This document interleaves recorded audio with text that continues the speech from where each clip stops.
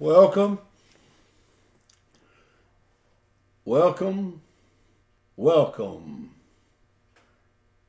to Thoughts Roundup. Well, it's good to be back with you, and I have been doing a little bit of crazy, off the cuff stuff, but I want to get back to verbal memoirs.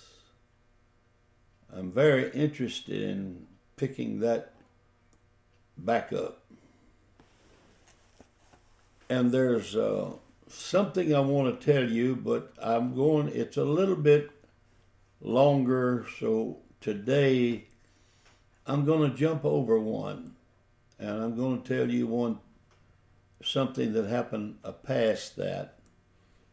But next time, I promise you, I'll go back and talk to you about what I have in my mind that I want you to know about the miracles, about the miraculous.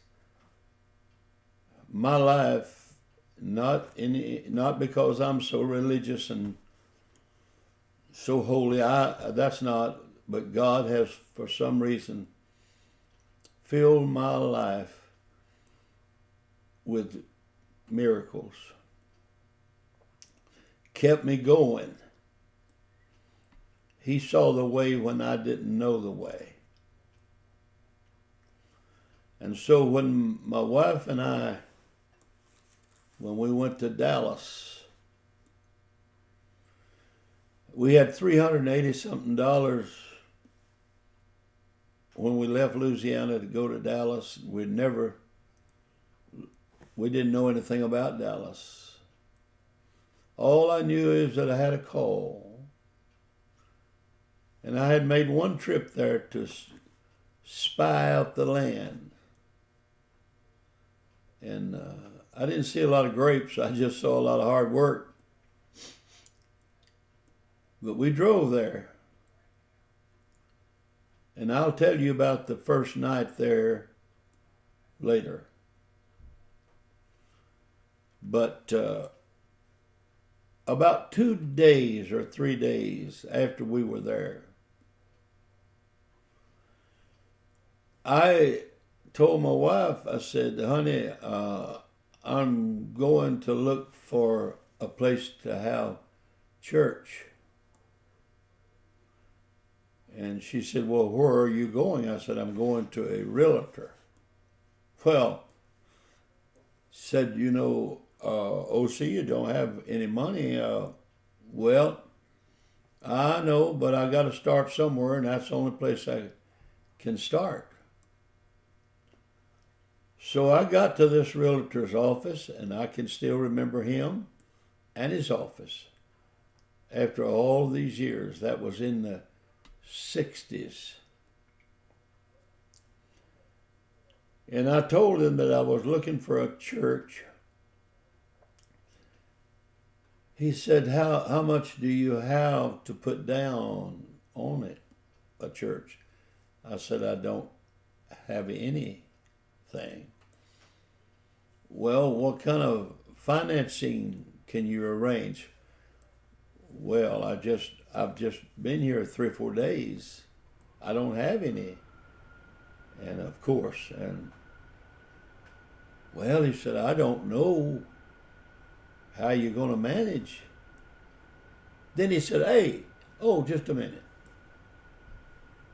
He said, my wife belongs to a church, and they've been having church for a long time in a day school, in the gymnasium, in the gym.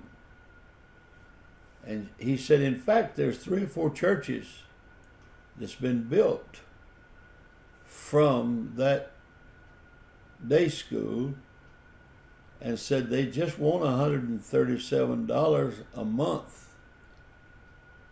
Well,